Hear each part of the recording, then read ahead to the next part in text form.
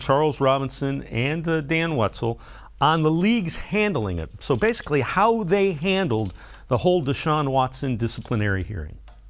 I will say this too, and I'm extremely confident in this statement. Not everybody in the league office agrees with the entire approach to this. I think there are different camps in the league office who, in terms of Watson and everything that's happened, I don't even think there's a unified front inside the NFL's office in terms of what should happen here. I think there are varying opinions of how this was handled. So that though is overriding. Like we're going to talk about Cleveland in the future, but we all know right now everything rests on Watson. That is the overriding issue here. Boom or bust this year. Boom or bust.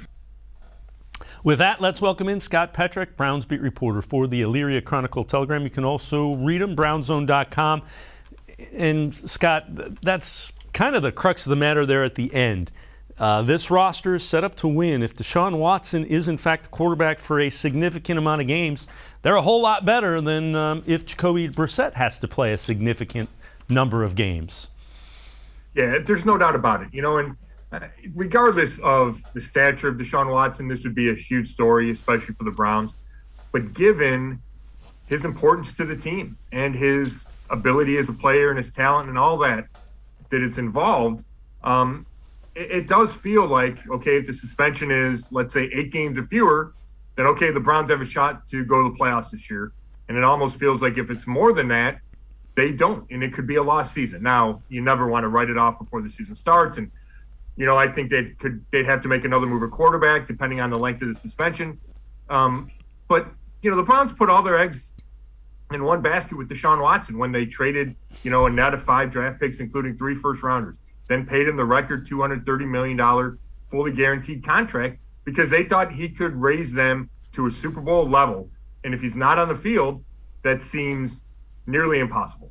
And the other thing is as you sit here and kind of watch it unfold, I can see Robinson's point that there have been different factions in the league because it doesn't seem like they've been all on the same page the entire.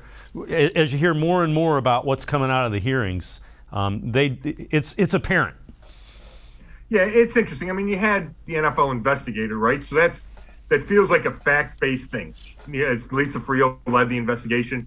She talked to witnesses, and this is her report. But then I think Robinson's right, is that there's people inside the league. Some are definitely pushing for a long, indefinite suspension of Deshaun Watson, right? We know that. And then it's probably true that there's other people inside the league that don't think it's as big a deal, perhaps, or don't think it's worth that length of a suspension. And, that doesn't mean – I don't know if that influences Sue Robinson or not because she's supposed to deal in the facts. But it's an interesting element, and I think it speaks – to the opinions of the fan base and the opinions in society. They're certainly varied, and it doesn't feel like a whole lot of black and white to this case.